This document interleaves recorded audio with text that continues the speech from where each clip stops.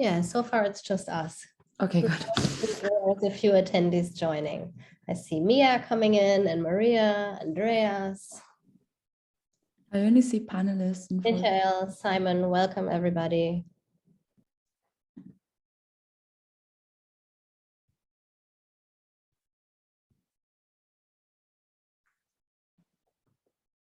So welcome, everybody. We have 1 minute until it starts, and then we'll wait for a couple more minutes to give people some time to jump off their previous meetings and commitments and join us. It's weird because I'm talking and I don't see anyone. So I feel like I'm alone talking to myself. It makes it easier.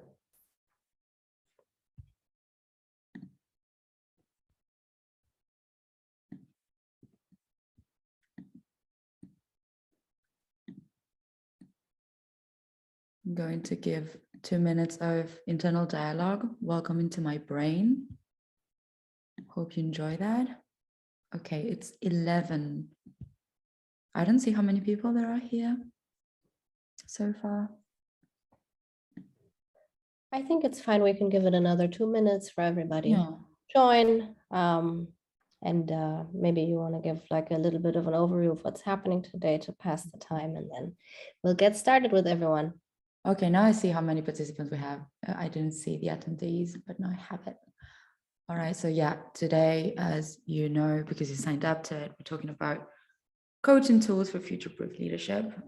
It sounds very fancy, but yeah, it's pretty much like knowing what skills you need to develop to be a leader of the future. I will give some more time because I don't want to repeat myself, like it's boring for the people who are here already. We do a lot of webinars. I can say that at Sharpist, we do webinars every 2 weeks, every 3 weeks, we have something interesting to talk about. So stay tuned. You can check it on LinkedIn. You can check it on our website, sharpist.com. We have 24 people here.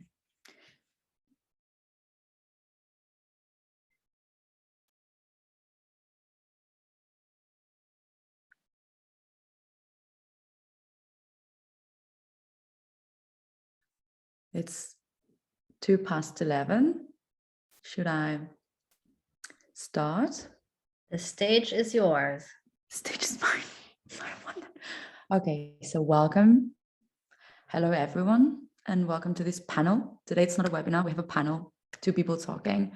And before we start, I want to let you know that this session is being recorded. So if you don't want to be in the recording, and you can just turn your camera now. And we're very excited to have you all in for this session that we've titled Coaching Tools for Future-Proof Leadership. My name is Sarah, and I'm Content Experience Leader here at Sharpist.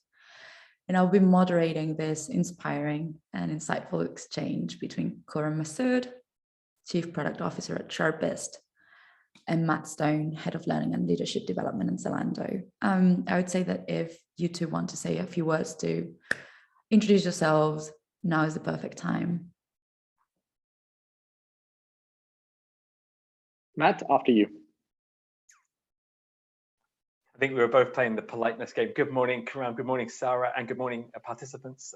Lovely to be here from sunny Berlin, where the temperature is spring-like, the sun is shining, and yes, everything is well in my home office. So lovely to be here with you and to talk to you a little bit about our shared experiences and how to really prepare our organization and our leaders for the future. Huram? You're muted. Thanks, Matt.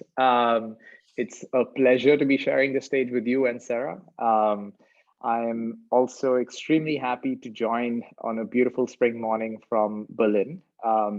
As Sarah shared, I'm the Chief Product Officer at Sharpist. I am very passionate about leadership and this topic in particular. I spent a bit of time helping develop corporate leaders while I was in consulting, but more recently before Sharpist, I spent 5 years building African Leadership University, where we are helping develop leaders across the African continent, all the way from university level to corporate. And just the opportunity to even talk to Matt and share ideas on this topic has already been a delight so far, and can't wait to continue the discussion over the next 45 minutes.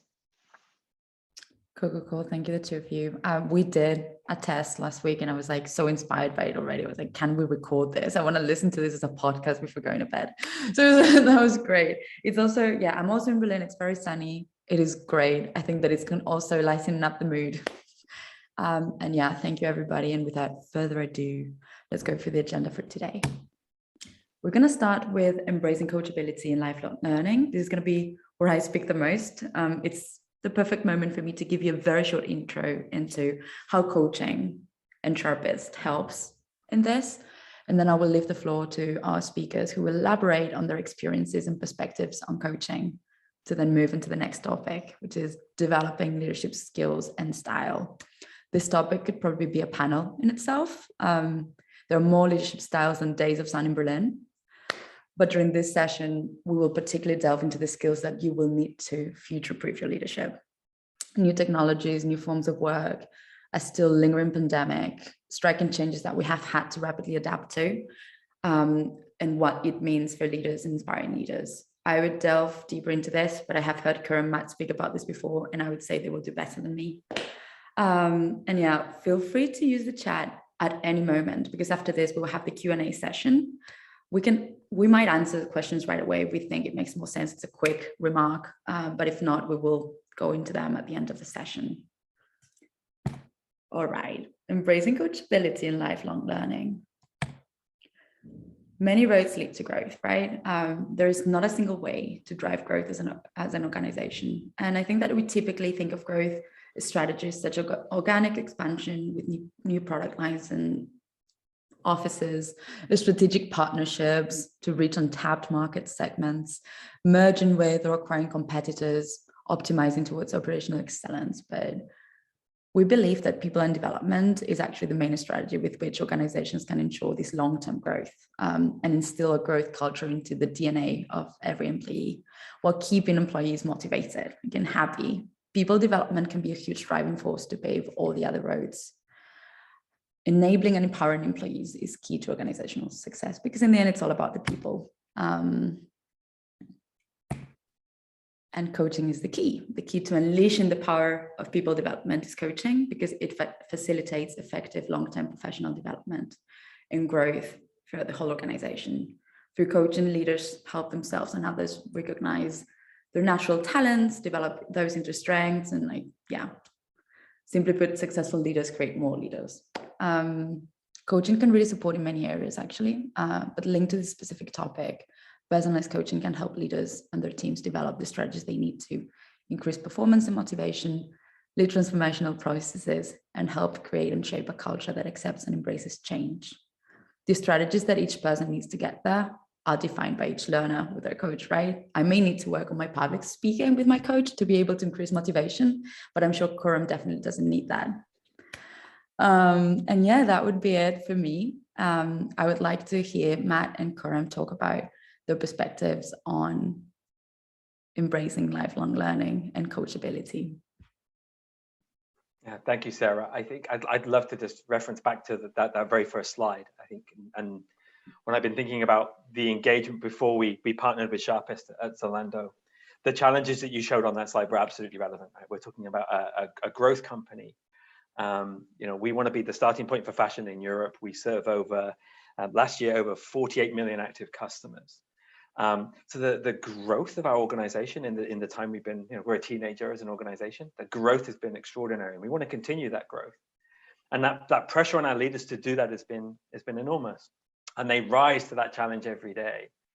And I think it's when we started talking about developing our leaders, it's how do we create a space for them to get off the dance floor and onto the balcony, so they can really start to have those self-reflection and self-awareness moments where they can really think about where are they going and what are they doing. And I think one of the challenges in leadership development is content is everywhere, but it's the individual context that creates the greatest challenge. And we really thought that coaching is a fantastic opportunity for leaders to look at their context in a different way without overloading them with learning content. And Huram, I know we talked about this a little bit when we spoke last week. Yeah, absolutely. And I really like that when we're talking about future-proofing leaders and coaching them to do that, we're talking about coachability first, right? Because this is not sort of straightforward, because we know from research that 40% of coaching depends on the learner's readiness for being coached, right? Now, I like to look at coachability from two lenses, right? From the lens of Matt, who's got the organizational perspective. Now, he's first got to figure out, who are the people who are willing to be coached and who are the people who are the right people to coach, right? And then also from the perspective of the individual, right? And sort of, how do we bring the individual to be ready to be coached, right? So Matt, sort of, it's fantastic that you've taken on this challenge of, bringing coaching to the organization, right? In the perspective of helping the organization grow. I'm curious to hear, and I want to hear the hard stuff, right? And I know it's not been easy getting this program started, right? How do you get leaders to the fore? How do you get leaders to join in to be coached? I think that has been probably a bigger challenge than I had anticipated. I think as an L&D professional, I assume that everybody has the same growth mindset that I hope I do, and is ready to go. But as Sarah pointed out, when we talk about growth within organizations, we're not always talking about growth mindset. We're talking about size of the organization or revenue growth.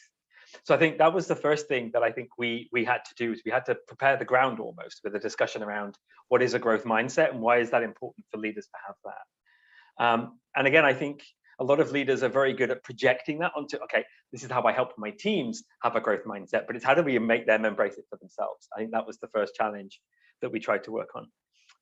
I think the second challenge that I hadn't anticipated was quite how much untangling of the word coaching we had to do. I think the word coaching comes with so many preloaded definitions, some of them really positive, some of them relating to, I think that we spoke last week about the analogy of a football coach, which traditionally is somebody in a big puffy coat standing on the sideline shouting at you. So quite often when we talk to people about, we have a coach for you, they're like, well, I don't really want Sir Alex Ferguson giving me the hairdryer treatment. So I think we had to do a little bit of untangling about what coaching is, and certainly we partnered with you and your team to do some coaching demonstrations to really show in the onboarding process, this is what it will look and feel like, which I thought was super helpful. But again, I think the most important lesson for, and when we started communicating this offer to our leaders, was the number of responses we got, which is, I'm too busy for this. And how to get people to recognize taking time for reflection and self-awareness is one of the critical future skills of a leader. And how do we encourage that to happen?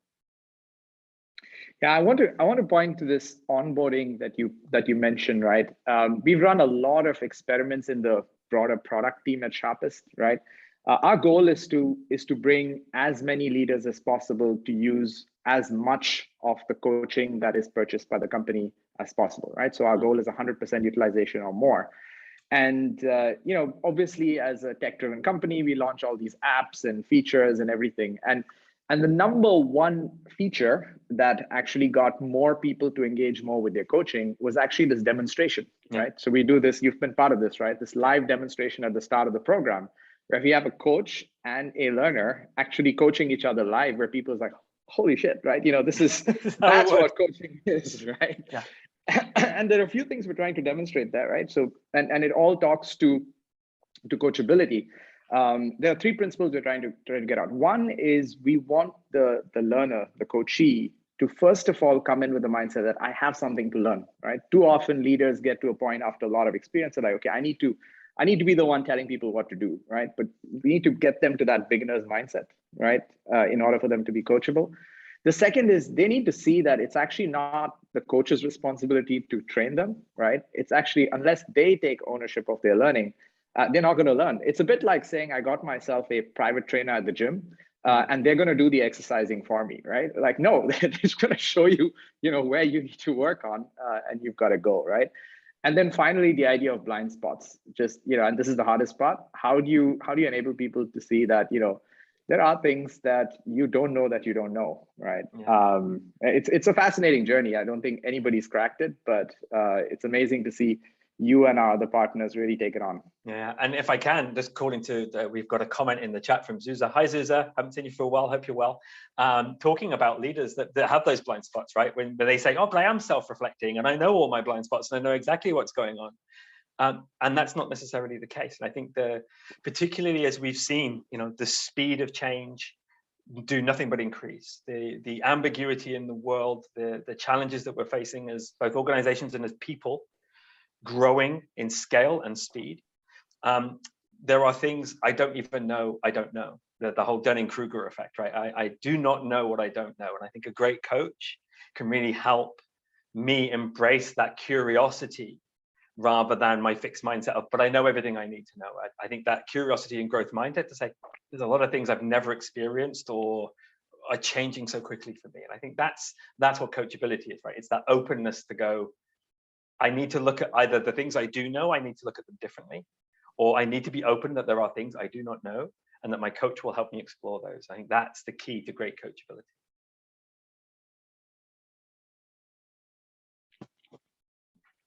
I hope you see it the same way. Great insights. I think it's very important to see that we're so fixed on productivity, and in the end, sometimes we have to stop being productive because it's more productive actually to go through these learnings and learning about yourself. Yeah, Stephen Covey always talks about it as being too busy driving to stop and get petrol. Yeah. This idea that your foot is on the gas so much you don't recognize when the tank is getting emptied. And I think the concept in 7 Habits of Highly Effective People, they call it sharpen the saw. Right? You either chop harder or you pause, you sharpen the saw, and then you can start again and be more effective. And I think that's what we're talking about when we're talking about coaching leaders, to just take that moment to come back and be more effective the next time. Yeah, absolutely. I don't know if you want to delve more into this or if you want to move into what skills and what leadership styles, what skills leads need to get into this future-proof leadership. I think that's a great segue, and I'm going to call on the chat again because then Hillary has posted a question, right, which is about people tend to think you only need coaching to something you need to improve, when actually the really best coaching makes you enhance something that's already fantastic, right? Which is taking a strength and absolutely building it. And I think that's one of the future-proof skills. And I think the research suggests that when people look at leaders, they have these halo skills, as long as there's not certain fatal flaws. I think poor communication is one of those fatal flaws that leaders can't afford anymore. But if you can keep most of your skill set at a relatively good level and build 1 or 2 flagpole strengths, the halo effect on your team and on the organization is amplified. Huram, how do you, as looking at building on existing skills as coaches, how do you feel about that? Yeah, for me, it's probably, and I think this is, as you said, a good segue into the next topic as well, right? Nice. What most people sort of might view leadership as, right, is similar to what we see as management, right? In reality, there's a set of tools and there's a set of processes. If you follow, you can be a good manager, right? And I think you can recognize, okay, here's where you're lacking, and you took the example of communication, right? Here's where we're lacking, and here's where I need a coach to get me back up to speed on those basic skills, right? Mm-hmm. I like to see leadership as something way more than that, right? And it starts with recognizing who are you, right? What is your leadership style? And part of that is, what do you want to be known for, right? And as you said, right, you've got to hit a sort of degree of standard on all of the skills, right? And I can share, I have like 4 or 5 skills that I look at when I think about leadership. But you've got to think about, where do you stand out, right? What are your 1 or 2 spikes, right, that you are going to be known for, right? And I think to Hillary's point, right, coaching is critical for you to do that, because I mean, if you've been chosen to be the leader, if you decided to be a leader in a particular place, right, I think it's important that you recognize, what are you going to sort of really shine at and be the role model for? Yeah, and I know some organizations have really clear expectations of leaders, whether leadership models, frameworks, and some don't. And I think that, and again, enabling a leader to take that time to think about How do I show up? Who do I wish to be? What do I want my teams to say about me? And one of my reflections over the pandemic in particular is my leadership now reaches beyond my team and into their homes. I'm speaking to my teammates in their homes. The minute I finish an interaction with them and they log off the Zoom or the Google Meet, they could be talking about me to their spouses, their partners, their children, their next door neighbors. What footprint do I want to leave with them when I have those interactions? And I think that's another thing that great coaches can talk about, is really about what is your footprint? How far does your leadership now extend beyond the organization? And I think that's something that our leaders are learning very much about, the sort of degree of high support that we need to give our employees, and how does that go beyond them then into their homes? That's huge. I mean, I want to get to one comment and a question, but before that, just one comment. It talks to the mission that's core to me and our organization, which is that, coaching helps people become in balance with themselves. Yeah. And because we're doing this with leaders and people who influence more other people, right? Think about that ripple effect on not just their own families, but also on, if they have a good day, they're probably not going to be an asshole to the person they're leading, right? Yeah. And that person's probably going to have a good day at their homes, right? Yeah. That's pretty cool, right? Yeah, I'm gonna quickly sort of ask the question to Matt, and then I'll read or maybe Sarah, you can read the quote before, after. But Matt, there's a question for you from Robert.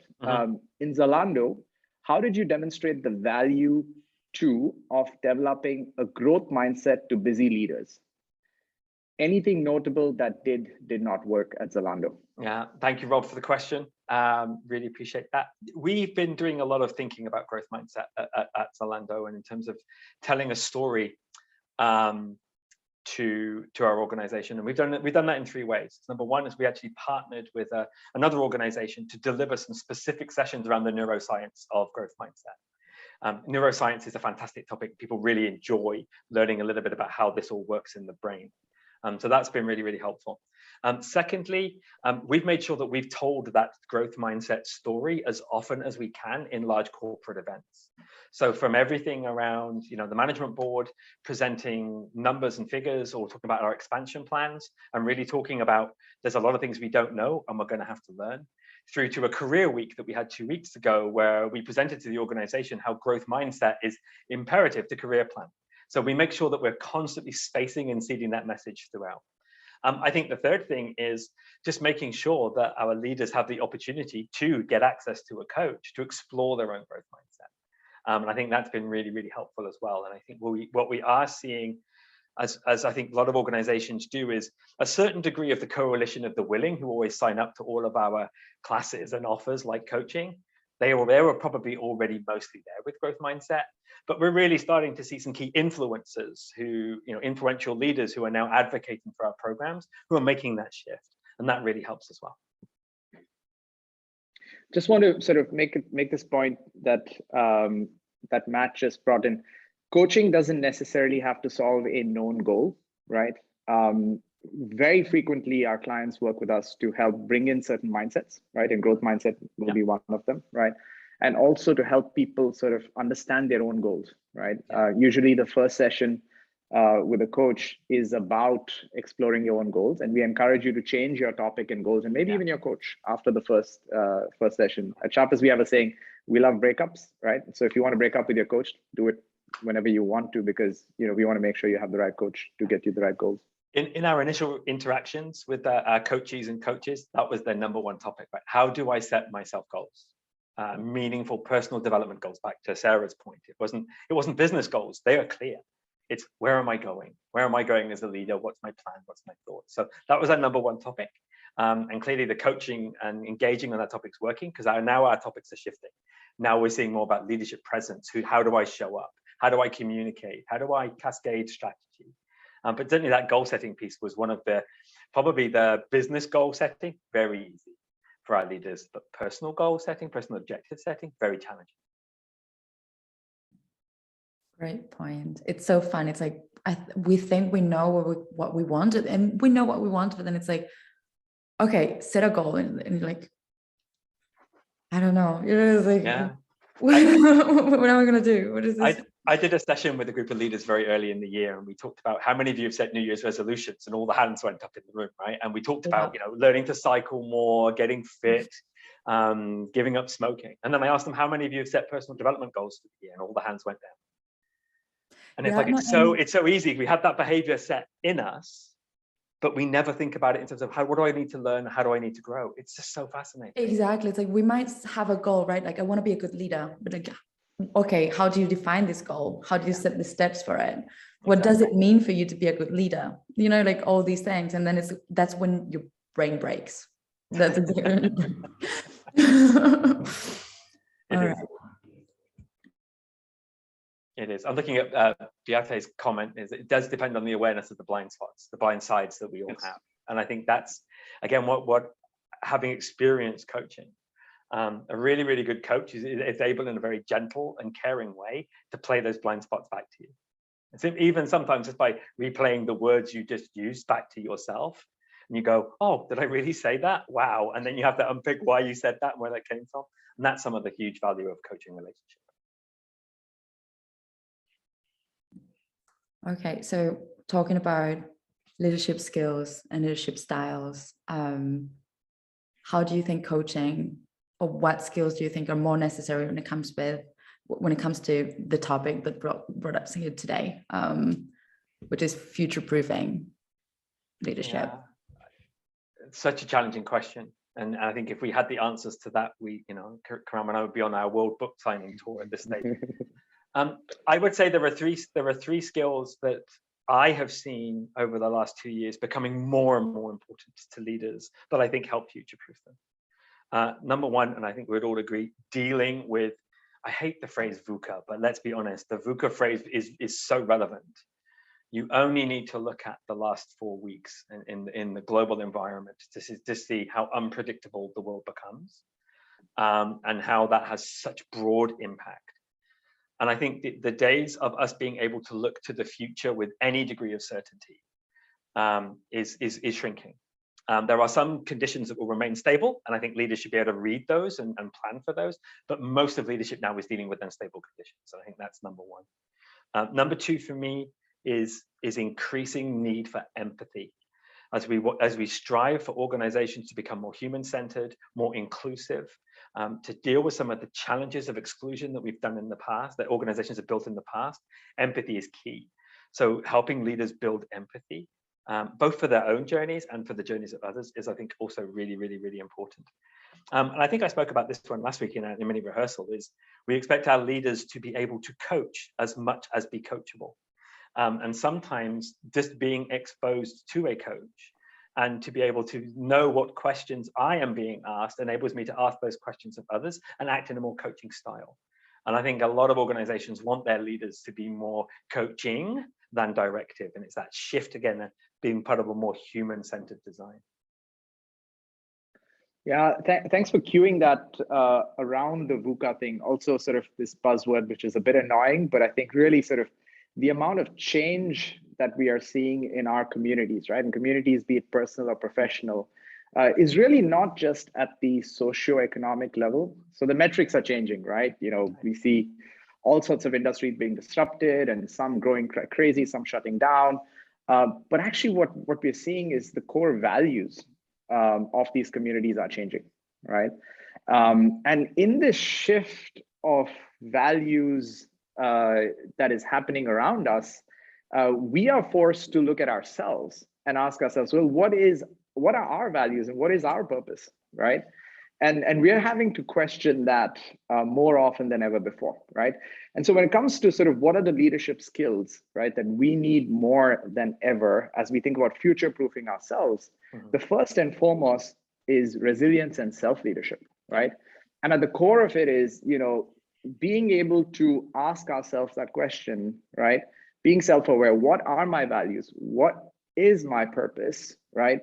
More frequently, and becoming aware of where do I fit within this changing environment, right? And how do I need to adapt, right? And how do I need to take care of my well-being so that I can adapt, right? And then be able to engage with things like change management, transformation, right, as a leader, because the challenge that's being placed on us as leaders now is more than ever before in leading change and in leading that transformation for everybody else around us, right?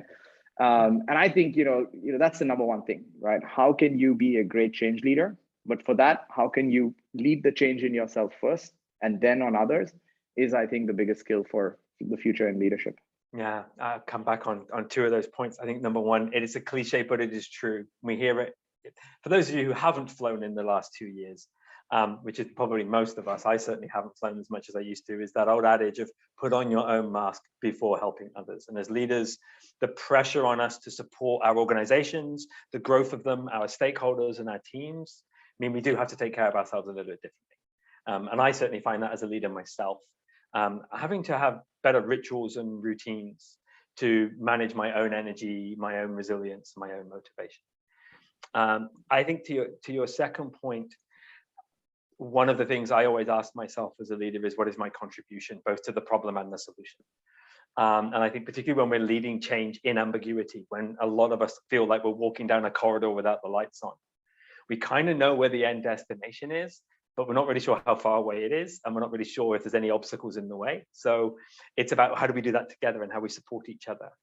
And again, I think as a leader, I see some of people are commenting about communication skills, particularly when we're talking about purpose-based leadership. That idea of saying, I can tell you and I can help with my communication skills, tell you where the end of the corridor is and how we will navigate through the dark together. Rather than going, I know where the light switch is, because I don't think most of us know where the light switch is anymore. Yeah, the communication is become, communication has always been important. I think it's far more important now because, with a changing end goal, you need to constantly communicate, hey, that's the goal now, or no, that's the goal now. And I know as leaders, we've all found ourselves doing that. But what I find interesting is that more and more, the challenge is, this is what I believe, and being able to communicate that. If you're not able to do that today as a leader, it's going to be very difficult because even not just the path to get there, but the goalpost is changing. And unless the people you're leading know what you believe in, right, they don't feel led. Yeah, absolutely. And we've all read all of the work on psychological safety and the confidence of a leader to say, I do not know the answer to this question. We're going to have to discover it together. That's a new skill for most of us as leaders as well. That idea of the leader as expert who knows everything about every topic that will ever come up. I think those days are very, very much long gone. Yeah, and I just want to contrast this with what is the popular belief on what's a future-proof leader. The data-driven leader, the AI leader. Yes, those things are important. I think the reason Matt and I haven't mentioned that yet is because I think we've got this strong feeling that there's these few other things that are more important, right? And funnily enough, the data side seems to be a little bit easier than this stuff. Well, again, I think and is it important? Absolutely. But the data really is a snapshot of where we are. I think what we're talking about is going to the future. The data will tell us a story of how we got there maybe, or where we got to, but there's so little data about the future that we can look at. That's the harder piece. And, I don't trust crystal balls. I'm not sure their data is solid. So a lot of the time we're asking leaders, on the one hand, we're asking leaders to be data-driven, fact-based, know your topics, and we're asking them to take leaps of faith, use their intuition and predict and talk about what they believe. And if you think about those two as polarities, belief and facts, they're difficult to manage. And I think that's the other thing that we're asking leaders to do, because there's no balance point. You can't be, at the perfect point of the moment I am running on belief and fact. I think we have to shift. Sometimes we're very heavily leading through what we believe. And then there are other times when we need to lead on what we believe, what we know are to be facts. And how we navigate that polarity is really important as well. I would like to add something on this. I feel like when we get promoted to leadership position for the first time, it's because we actually have the skills, the executional skills. We know how to read data. We have that. What we don't have is the self-leadership many times. Like, how do I regulate my emotions so my team doesn't see me panicking even if I am? And also, how do I lead my team through change? How do I admit, how can I be vulnerable without making them feel worried? All those things are the things that you need coaching for. Yeah, I know how to build a report, right? But and the most important leadership skill when you do move from functional expertise to leadership is how to let go, how to let go of the things that gave you status, certainty, autonomy before, because you were brilliant at them and you did them every day. Now you have to let someone else do them who maybe will do them in a different way to you. Not better, not worse, just different. And how do you have a conversation with a leader who says, I don't like the way that person is doing that thing? Well, the question is the way they're doing that thing working? And if the answer is yes, it doesn't matter if you like it or not. But leaders have to learn to accept these things as well, that people will do things in a different way to them. And that's about leadership styles. Are you a servant leader? Are you willing to let people find their own path? Or are you going to be more of a directive leader? And maybe that's necessary under the conditions. But again, that's where part of this future-proofing skill is being able to look ahead and go, what is going to be the right leadership style to pull on under these conditions, facing the challenges that we have right now? Can't agree more. That's very Well, kind. actually, it's 11:34. So I think that we can actually already start reading some of the questions that our attendees left. Also, if you have more questions now, this time. There's one thing that I want to remind. Yes, we're going to send a recording of the webinar to everyone who signed up for it, and even to people who sign up for it afterwards through the form. Mm-hmm. There's a question from Judith to you, Matt. Mm-hmm. Are you offering coaching only to leaders at Zalando, or also to normal and individual contributors, talents, high potentials? And do you make different experiences on how this coaching offer is perceived and used? Yeah, thank you, Judith. Great question. Hello, hope you're well. Know Judith well from my previous life, as all leaders going through many transformational lives. We offer coaching to anyone at Zalando that would like it. The partnership that we currently have with Sharpist is focused on a specific target audience, and that's working really, really well. But we also have some internal coaches that work across the organization, and we do work with other partners as well. I think the different experience of how coaching is used, and this is not just, I think, related to my organization, but also my past organizations, but also I think we shared some stories last week ourselves across this panel, is quite often organizations will use coaching in different ways itself. I certainly know of certain cases in my previous employer where coaching was given to someone as a result of a regarded poor performance issue, rather than sought by the employee to build on their strengths or to maximize their potential. That doesn't always work. I also think we talk about coachability. Somebody that is open to the experience is super important. So to just deploy coaching to someone without engaging them in what it is, what it's going to look like, the onboarding process that Huram talked about, it doesn't always have the greatest effect. It becomes then very transactional rather than transformational. And I think that's okay for some people, but I think the real benefit of coaching is absolutely the long-term relationship and the journey that you go on with your coach. I think that's the key. Great answer. I hope this was good for you, Did. We have another. And just a quick add on that. At Sharpist, we have obviously, we're a coaching company. Every single person in the company, every single employee gets coaching, right? And I can tell you, from our perspective, it's a no-brainer, right? It really enables everybody to learn and grow. And we have at least 3 organizations that do that as well, across individual contributors as well. And then obviously, the people who take it and engage with it are the ones who are ready and want it, but it helps everyone. Yeah. It does help everyone. I love coaching. I love my coach. I love my relationship with her. It's fantastic. Okay, from Suza, I hope I'm pronouncing the name right. Quite a lot of organizations don't have leadership expectations. How do you bring in that into the organization, especially if they're resistant? Mm-hmm. Who would be the right person to deal with this? It's a very great question. It is a very good question. This is my belief, as we're talking about beliefs. Whether or not you have in your organization formally written down leadership expectations, there'll be ways to do things that leaders will accept, right? That's the culture. Culture is the way we do things around here. And I think one of the things that organizations do well when they bring those leadership expectations to a more formal process is just to unearth how do things currently work and how do they help us achieve our strategy. So I do believe if you're building leadership expectations in a more formal sense, you need to tie them to the company strategy. Where are we going? Because then that will determine the type of leadership that you need and the important behaviors that leaders need to exhibit to enable you to get there.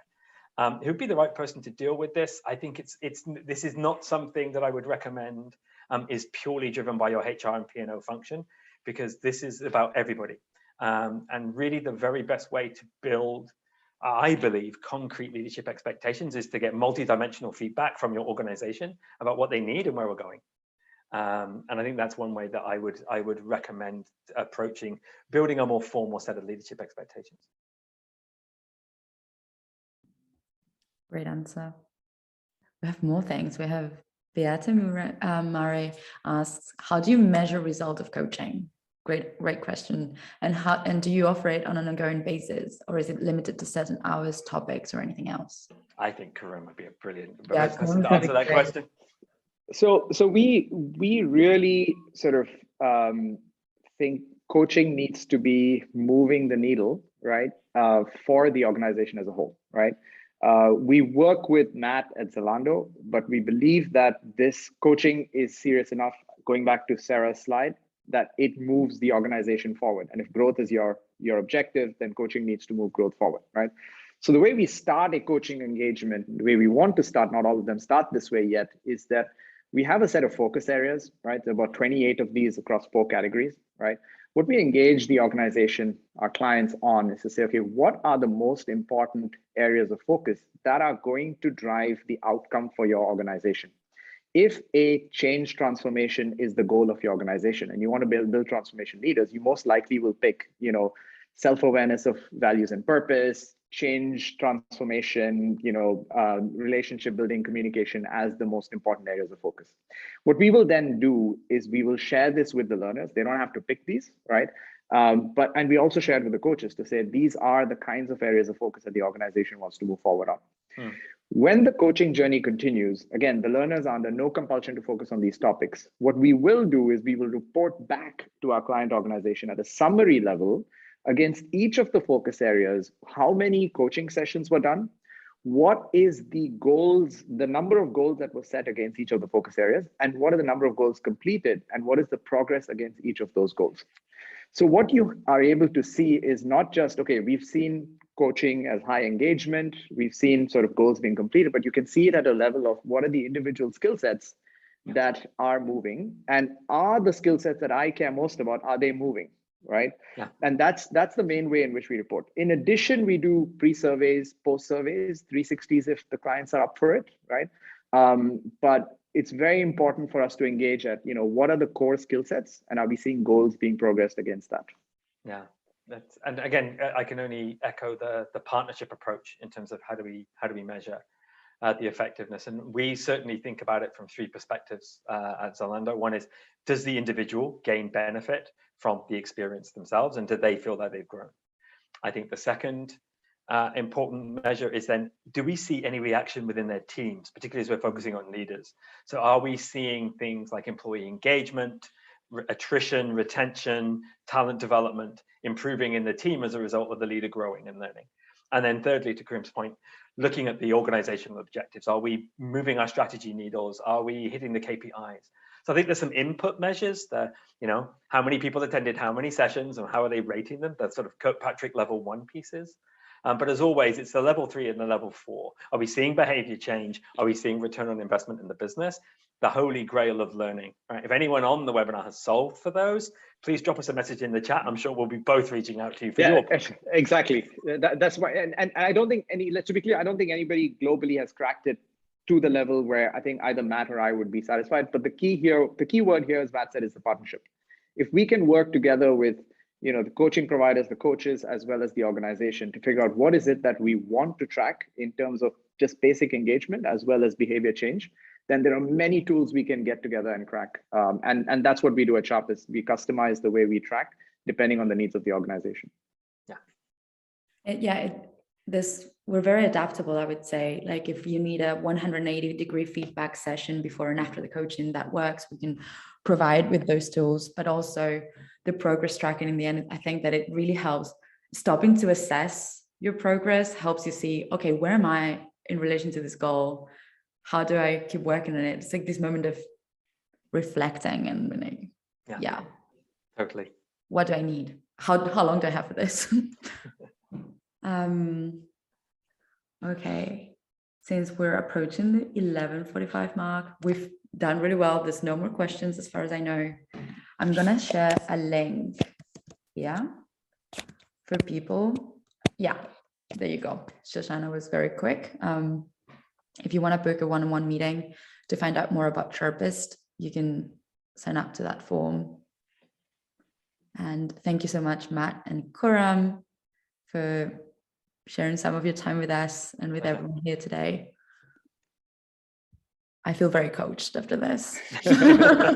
and thanks so much, Sarah, for leading us. Yes. It was very enjoyable. Thank you. The number one reason why a lot of people seek out coaching is public speaking. I hope that the three of us have shown that it does help a little bit if you do get some support. Thank you, Sarah, and thank you, Huram and Sharpist, for inviting me along to share our experience together. It's been a real pleasure. Thanks to all the participants for joining us. Stay safe and stay well. Thank you so much, Matt. This was a real pleasure. Really appreciate you taking the time joining us on this webinar and for the partnership. My pleasure too. And thank you.